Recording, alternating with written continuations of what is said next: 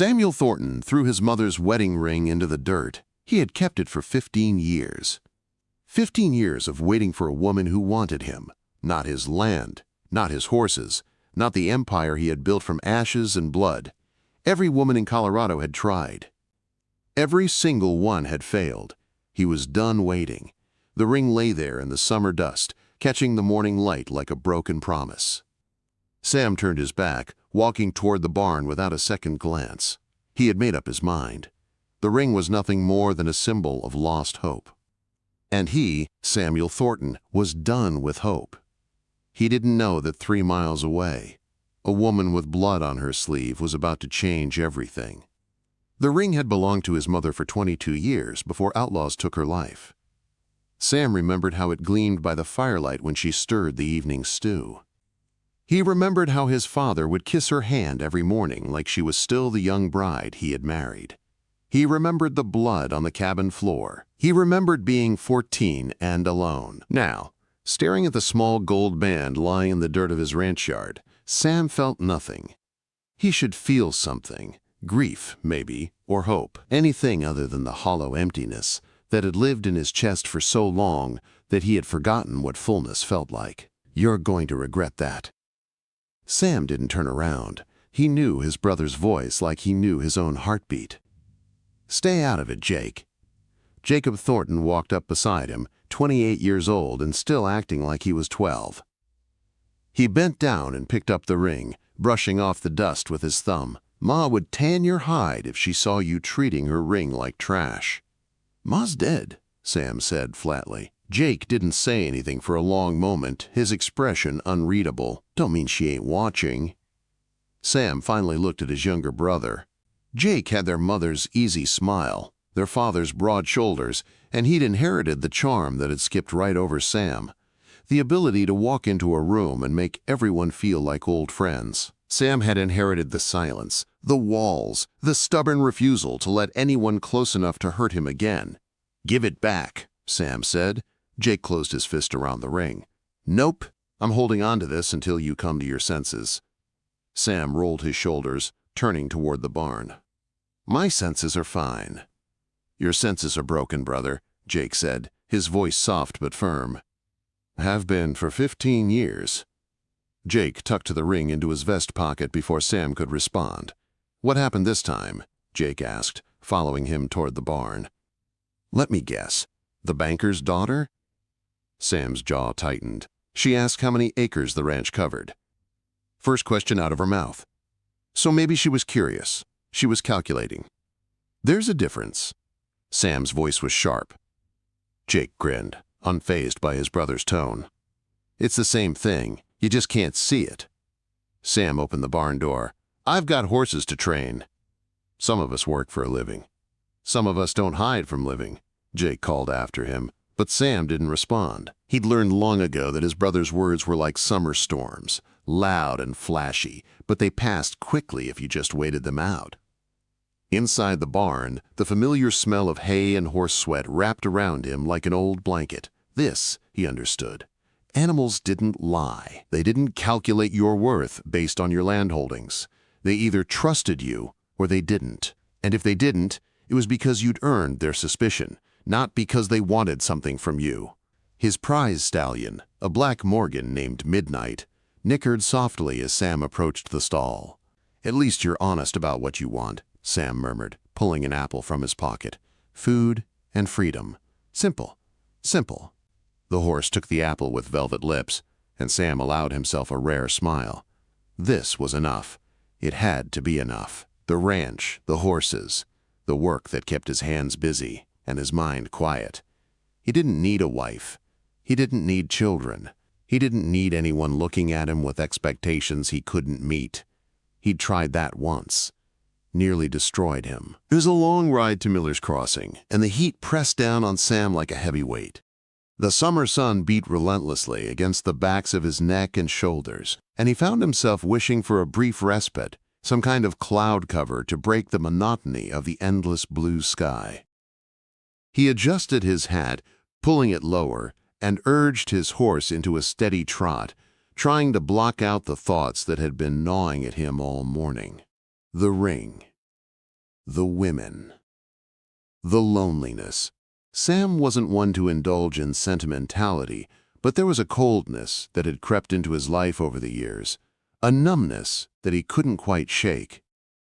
After the death of his parents, and the betrayal by the one woman he had allowed himself to love, Sam had built walls so high and so thick that even he couldn't see over them anymore.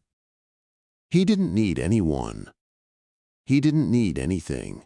The ranch, the horses, the solitude, it was enough. But even now, as he rode toward town to help clear the road after the stagecoach accident, something gnawed at him. What if he was wrong? What if, just maybe, he was meant for something more? A family? A life beyond the ranch? He shook his head, trying to clear the thoughts away. He heard the commotion before he saw it, the sound of shouting men, horses whinnying, and the groan of wood being moved. He pulled his horse to a stop just outside the clearing and surveyed the scene. The stagecoach lay on its side, like a wounded animal, one wheel spinning lazily in the air. 3 men were working to right it, while the driver sat on a rock, holding a bloody cloth to his head. Sam's eyes swept over the scene, scanning for anyone who might be seriously hurt. It was then that he saw her, a woman in a blue dress, standing apart from the group, arguing with Deputy Wilson. She was pointing toward the wreckage, her voice steady but laced with tension. "I told you I don't need a doctor," she was saying. "I need my trunk. There are medical supplies inside that." Deputy Wilson was having none of it. "Ma'am, you're bleeding. You need to sit down and let someone take care of you." "I'm a doctor's daughter," she snapped. "I know when I'm bleeding, and I know this is nothing more than a scratch. But I also know that the driver has a concussion, and that man over there," she pointed toward one of the workers, "is favoring his left leg, which means a sprained ankle at minimum. So, instead of arguing with me about whether I need to sit down, perhaps you could help me retrieve my supplies so I can actually be useful." Sam watched her with a mixture of admiration and curiosity. She wasn't beautiful in the conventional sense, at least not in the way women were often described. Her hair had come loose from its pins, hanging in sweaty tangles around a face that was too angular to be considered classically pretty. Her nose was slightly too long, her mouth a touch too wide, but there was something about her, the way she held herself, the quiet confidence that radiated from her despite the visible tremor in her hands. Sam dismounted, almost without thinking. Something about her had caught his attention, though he couldn't quite pinpoint why. She wasn't like the others, the ones who smiled sweetly and asked about his ranch, the ones who seemed more interested in his land than in him. She was different. "Where is it?" Sam asked, his voice firm but not unkind. Deputy Wilson turned and looked at him, his face registering both relief and irritation. "Mr. Thornton, didn't see you right up. The trunk? We haven't had time to sort through the luggage yet." "I'll find it myself," Sam said, his gaze fixed on the woman. Her eyes flickered to him, a flash of surprise crossing her features before she gave him a nod. "Brown leather. Brass fittings," she said, her voice low but steady. "My father's initials are on the lid, H.W." Sam didn't hesitate, turning toward the wreckage. He maneuvered around the overturned coach, pushing past some scattered luggage, and located the trunk she described, wedged behind a hat box and carpet bag. He lifted it carefully, making sure not to damage it, and carried it back toward her. When he set it down in front of her, she was kneeling beside the driver, tending to his head wound, with an air of competence that surprised Sam. There was no panic in her movements, just a quiet focus. "It's not as bad as it looks," she said, her voice calm, soothing. "Head wounds bleed heavily. You'll have a headache for a few days, but you'll live." Sam stood back, watching her, a quiet admiration stirring in his chest. There was no hesitation in her actions, no demand for recognition. She was just doing what needed to be done. "Thank you," she said softly as she looked up from her work. Her eyes met his, and Sam felt a jolt of something unfamiliar and almost electric. Something like understanding, connection. "You're welcome," he replied, though the words didn't seem to quite capture the weight of what he was feeling. She opened the trunk, revealing neatly organized medical supplies, bandages, bottles of various liquids, instruments Sam didn't recognize. She worked quickly, cleaning and wrapping the driver's wound with practiced precision. It was as though she had done this 1,000 times. "You really are a doctor's daughter," Sam remarked, his voice softer now. "Was," she replied, not looking up. "My father died 6 months ago." Sam frowned. "I'm sorry." "So am I," she said quietly, finishing her task. He stood there for a moment, just watching her. There was something about her, something raw and real. "You're injured," Sam said after a beat, noticing the blood soaking through her sleeve. She glanced down at the cut on her arm, but her face remained impassive. "It's nothing," she said, but her voice faltered slightly, betraying her. Sam didn't believe her for a second. "Let me help you," he said. She hesitated, her eyes narrowing slightly, but then she gave him a tight, reluctant nod. "Fine, but I can do it myself." He guided her over to a nearby tree and unrolled his canteen, letting her drink first before he began to clean the wound. It was deeper than he had first realized, jagged and bleeding more than she had let on. He worked quickly, trying to keep his focus on the task at hand, but every time their hands brushed, his pulse quickened. "Margaret Hayes," she said suddenly, breaking the silence. "Most people call me Maggie." Quote. Sam looked up at her, surprised by the sudden intimacy of her introduction. "Sam Thornton." "I know who you are," she replied matter-of-factly, meeting his gaze without hesitation. "The rancher with the biggest spread around here." "Is that how people talk about me?" Sam asked with a dry chuckle. "You're hard to miss." "Well, I try to keep a low profile." She quirked an eyebrow at him, not very successfully. He found himself laughing, a deep, genuine laugh that surprised him. "Guess not." He finished wrapping her arm and stepped back, letting her inspect his work. She gave him a small nod of approval. "That's it then. We're done," she said with a smile that didn't quite reach her eyes. For a moment, Sam thought about walking away, getting back on his horse and finishing his errand. But something about Maggie Hayes, the way she held herself, the quiet strength that radiated from her despite everything she had been through, made him want to stay.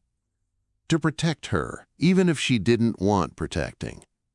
But he didn't say anything. He simply nodded, and for the first time in 15 years, a piece of something he had long buried in himself, something that resembled hope, shifted just slightly. The ride back to the ranch was quiet. The dusty road stretched out ahead, winding through the hills and valleys that Sam knew like the back of his hand.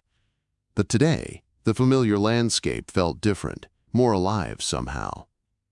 Maybe it was the woman he had met at Miller's Crossing, or maybe it was the way she had quietly forced her way into his thoughts, like a breath of fresh air after too many years of dust. Sam couldn't shake the image of her, Maggie, her steady hands, her calm determination in the face of danger. She had been terrified. He had seen that in the way her eyes darted nervously toward the road behind her, but she hadn't let it stop her. She had pushed forward, taking control when no one else could. She was like a force of nature, untamed and strong, but there was something in her that made Sam want to protect her, to guard her from the world that had obviously hurt her so much. He frowned, the familiar weight of his own past settling back over him. There was no room in his life for someone else, no room for a woman who might want something more than just his land or his horses. He'd seen what that kind of connection could do. He had seen how love could ruin everything. But Maggie, she was different. He wasn't sure how, but he could feel it in his bones. She wasn't like the others. She wasn't here for the ranch or what he could provide. She wasn't trying to win him over with pretty words and soft smiles. She wasn't pretending. The thought made him uncomfortable, like he was on the edge of something he wasn't ready to face.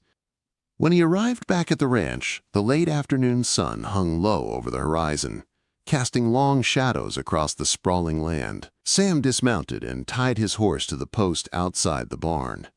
He felt the familiar sense of peace settle over him as the quiet of the ranch enveloped him. The sounds of the horses, the distant bleating of sheep, and the occasional grunt of the cattle were soothing, grounding him back in reality. Jake was leaning against the fence, arms crossed, watching him. His younger brother's grin was wide and knowing. "You're back early," Jake said casually, though his tone suggested he knew exactly why Sam had returned. Sam ignored him, walking past his brother toward the barn. Got a few things to tend to. Jake pushed off the fence and followed. Uh-huh. And did you tend to the stagecoach situation?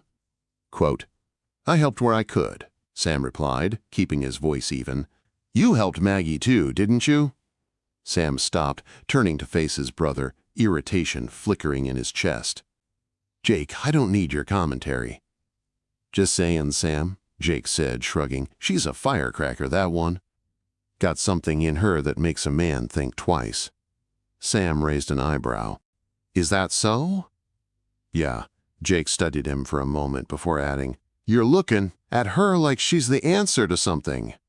Sam narrowed his eyes, stepping closer to his brother. Don't start with me. Jake held up his hands in mock surrender. I'm not. I'm just saying. She's got that look. You know the one? The one that makes a man feel like maybe he's been waiting for something, just didn't know it. Sam clenched his jaw. He hated how easily Jake saw through him, how easily he could read Sam's every thought. But then again, he always had. He couldn't lie to his brother, couldn't hide the truth for long. I'm not looking for anything, Jake, Sam said, his voice quieter now. Not from her, not from anyone. I'm fine. I've been fine. Jake tilted his head, the glint of mischief in his eyes softening into something more understanding. Yeah, well, maybe it's time to stop being fine. You've spent too many years telling yourself you're good on your own. Ain't no shame in letting someone in, Sam. Sam's throat tightened. He turned away, walking toward the barn without saying another word. But Jake wasn't done. You know, I'm proud of you, Sam, Jake called after him. Proud of the man you've become. But I can see it too.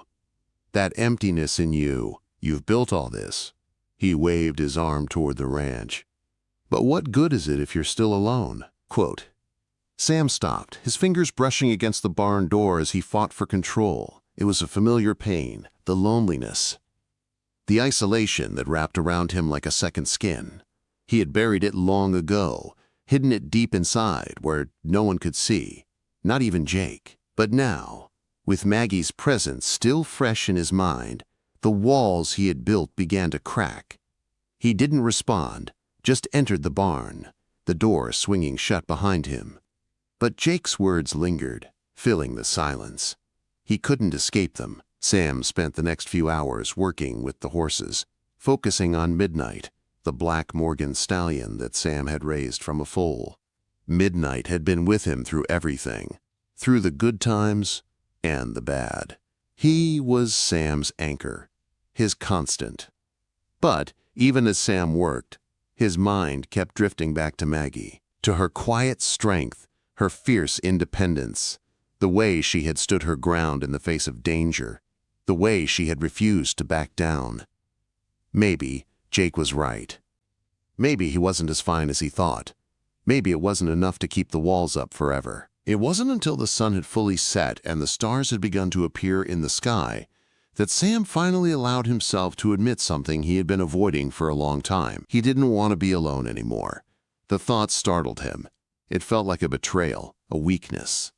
But there it was, undeniable. He had tried for years to convince himself he was better off alone, that no one would ever understand him, that he didn't need anyone to share his life with.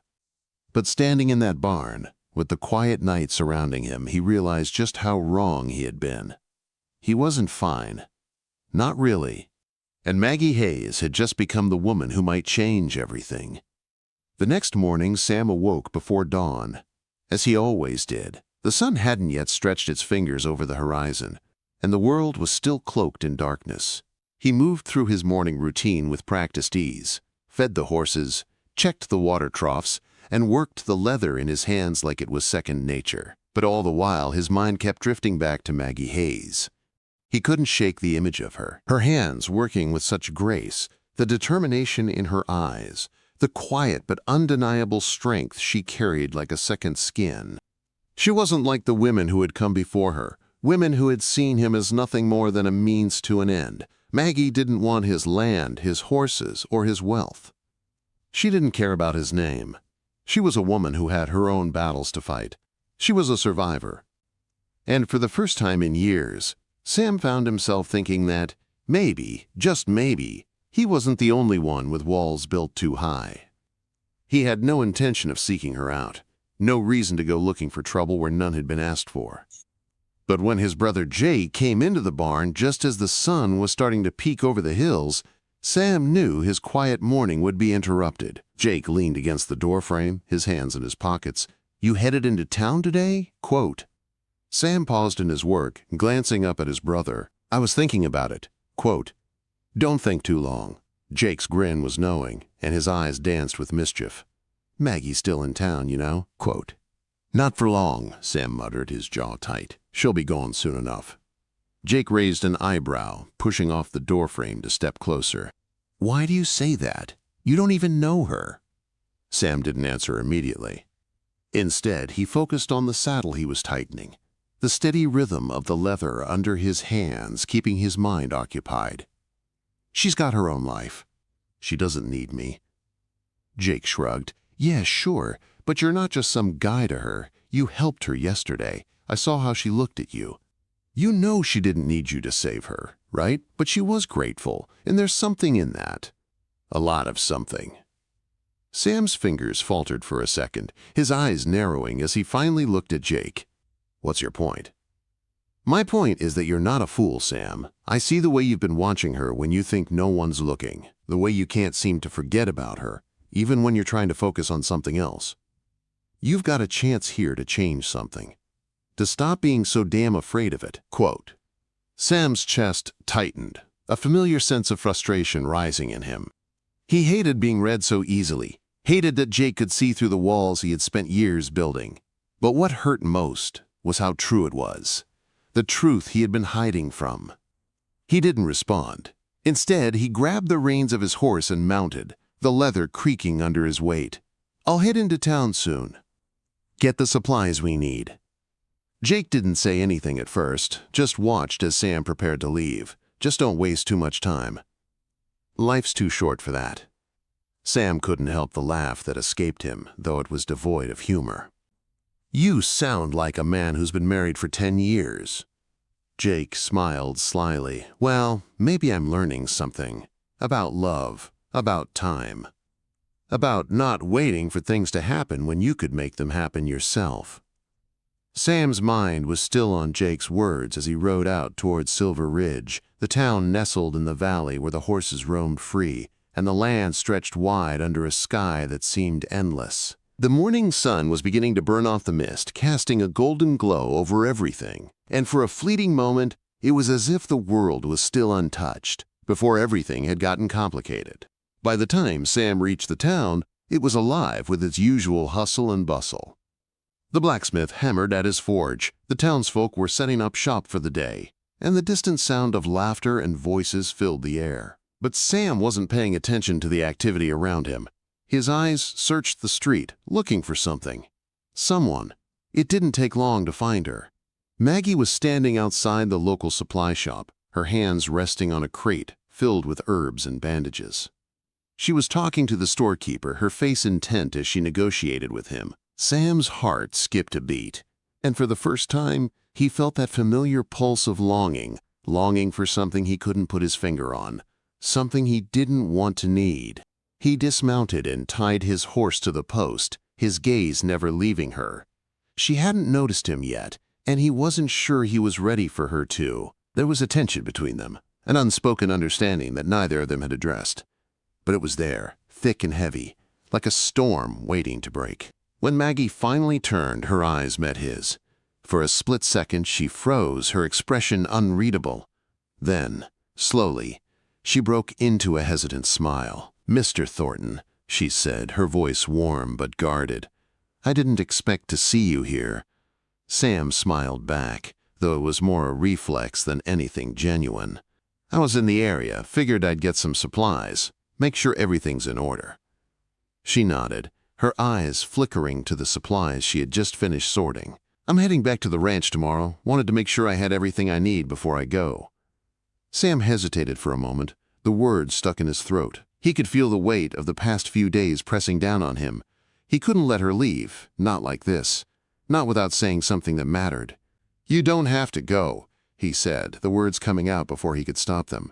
"You could stay. I could use the help." Quote.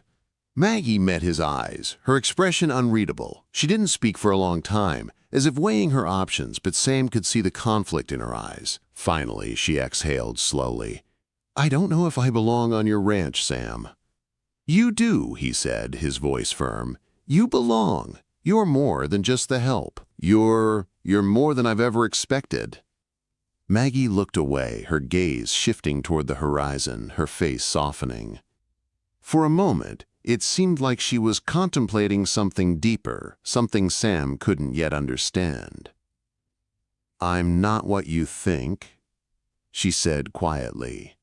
"I'm not looking for anything more than what I can handle, and right now, that's just getting through each day." Sam took a step forward, lowering his voice. "I get it. I do, but maybe we're both ready for something more than just surviving." Her gaze flickered back to him, and for a brief moment, Sam thought he saw a flicker of hope in her eyes, but it was gone just as quickly as it had appeared. She nodded slowly. "Maybe." The following days passed in a blur of work and tension. Sam couldn't get Maggie out of his mind, though he tried. He buried himself in his tasks, training horses, mending fences, and fixing whatever needed attention on the ranch. But every time he caught sight of Maggie, every time she crossed his path, he felt that strange tug in his chest again, the pull that had been there from the beginning, growing stronger with each passing moment. She was still there, still working alongside him on the ranch, and the change in her was subtle but undeniable. Her presence had shifted something in the air, something that Sam couldn't quite explain. The house felt less empty, the barn felt warmer, and the land seemed to hum with a quiet energy that hadn't been there before. Maggie was not just a doctor's daughter, not just a woman with a past, but someone who had a quiet strength that made Sam question everything he'd built for himself. She didn't ask for anything. She didn't want him for his land or his money. She didn't need saving, but Sam had already decided that he was going to do whatever it took to protect her. It wasn't until one evening, just after supper, when Sam and Maggie found themselves alone in the barn, that things finally began to shift. The evening air had cooled, and the soft hum of insects filled the silence around them. The horses were settled in their stalls, their heads poking out to nibble at hay, but Sam's focus was entirely on Maggie. She was bent over a saddle, her fingers working the leather, and Sam found himself watching her with a mixture of admiration and something deeper, something he hadn't allowed himself to feel in years. "You don't have to stay, you know," Sam said quietly, his voice rough with the words he hadn't yet found the courage to speak. "You've done more than enough for this ranch. If you need to go, if you need something else." She straightened up and met his gaze, her expression unreadable. "I'm not going anywhere," she said simply, her voice calm but with an edge of finality. Sam swallowed, his heart thudding harder in his chest. He wanted to ask her why, wanted to understand what it was that kept her here when she could easily leave, go back to a life that didn't involve this ranch, a life that was safer, simpler. But instead, he took a step closer, his boots scraping softly against the straw-covered floor. "Why?" His voice cracked slightly. "Why stay? Why? Why me?" Maggie didn't flinch at his question. Instead, she took a deep breath, her eyes softening as she looked at him.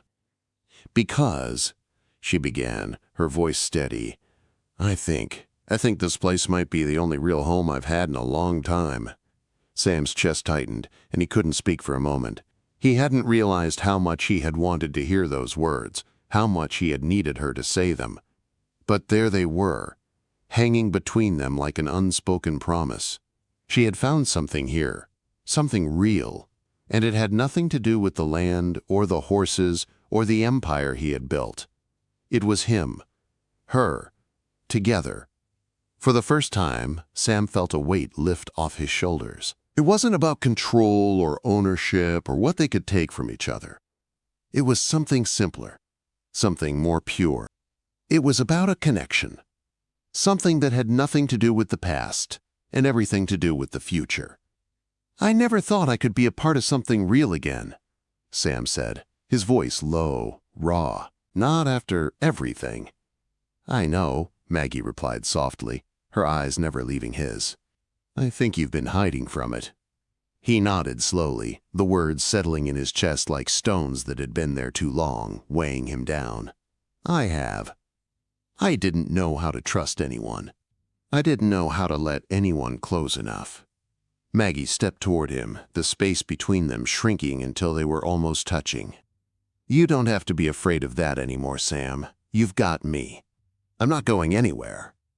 Her words were a lifeline, and Sam grabbed onto them like they were the only thing keeping him afloat. He didn't know how to let go of his past, how to stop the old wounds from hurting, but standing here, with Maggie in front of him, something began to shift.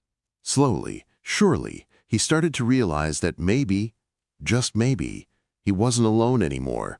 Maggie reached out, placing a hand on his arm, her touch warm and steady. The simple contact sent a shock of warmth through his chest, and for the first time in a long time, he didn't feel so damn broken. I don't know if I'm ready for all of this, Sam admitted quietly. I don't know if I'm ready to let someone in like that. Maggie smiled softly, her hand still resting on his arm. You don't have to be ready. You just have to take it one step at a time. Sam let out a breath, feeling the weight of the years of loneliness and fear begin to lift. Maybe he didn't have to figure it all out. Maybe he could take a step forward, with her by his side. I'm trying, he said finally, his voice thick with emotion. I am. I just don't know how to do this. You're doing it now, Maggie said, her voice tender. That's all that matters. Quote. For a long moment, they stood there in the quiet of the barn, the sounds of the animals around them fading into the background. Sam didn't know where this would lead, didn't know how it would all turn out. But for the first time in years, he wasn't afraid of the unknown. With Maggie, he could face whatever came next. The following weeks were a whirlwind of change. The ranch, once a place of solitude for Sam, was now filled with a quiet energy that he hadn't known he'd been missing. Maggie was there every day, working alongside him, her hands steady as she tended to the animals, the land, and even the men who worked for him. It wasn't just her medical skills that impressed Sam, it was her presence. The way she seemed to understand everything without being told. She had a quiet strength about her that made him feel less alone, less like the burden he had carried for so long. The more time they spent together, the more Sam realized how deeply he had begun to care for her. It wasn't just about the attraction, though that was undeniable. It was about something more, something rooted in the way she made him feel like he wasn't just the sum of his past mistakes and failures. With Maggie, Sam could breathe. With her, he could imagine a future that didn't feel like a constant fight to survive. But it wasn't until one night, when they found themselves alone together by the fire, that everything changed. The ranch was quiet, the day's work finished, and they were seated on the porch, the flickering light of the fire casting long shadows against the walls. Maggie had been quiet all evening, her usual energy dimmed by something Sam couldn't quite place. Something on your mind? Sam asked, his voice low as he glanced over at her. She had been staring into the fire, lost in thought, her face illuminated by the dancing flames. Maggie sighed, the sound heavy with something Sam couldn't quite name. I've been thinking, she said slowly, about everything. About my life, my father, and what's come after. About how I keep running, how I've spent so much of my life trying to outrun the past. Quote. Sam sat up a little straighter, watching her closely. You don't have to run anymore, Maggie, he said, his voice soft but firm. Not with me. You don't have to carry all of that alone.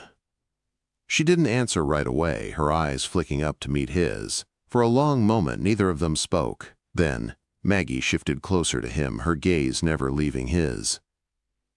Sam, she began, her voice quiet but resolute. I don't know what the future holds. But I do know that I want to face it with you. I've spent so long being afraid, but with you I feel like maybe I can stop being afraid. Maybe I can finally stop running. Sam's heart hammered in his chest as her words settled over him like a blanket. He hadn't realized how much he had been waiting to hear them, how much he had been hoping for something real, something lasting. I feel the same way, he said, his voice thick with emotion. I've spent years convincing myself that I didn't need anyone. But with you, I can finally see something beyond this ranch, beyond the walls I've built. I don't want to run anymore, either. Quote. Maggie smiled softly, her eyes shining in the firelight. Then don't.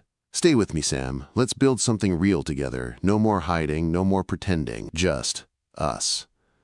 The words were simple, but they held so much weight between them. Sam didn't hesitate. Slowly, he reached for her, his hand brushing gently against hers. She didn't pull away, and as their fingers intertwined, he felt a sense of peace wash over him, the kind of peace he hadn't felt in years. "I'm not going anywhere, Maggie," Sam said, his voice low and steady. "Not now, not ever." Maggie's smile grew, her eyes soft with affection. "Good," she whispered, leaning closer to him. And in that moment, as they sat together by the fire, Sam knew that everything had changed.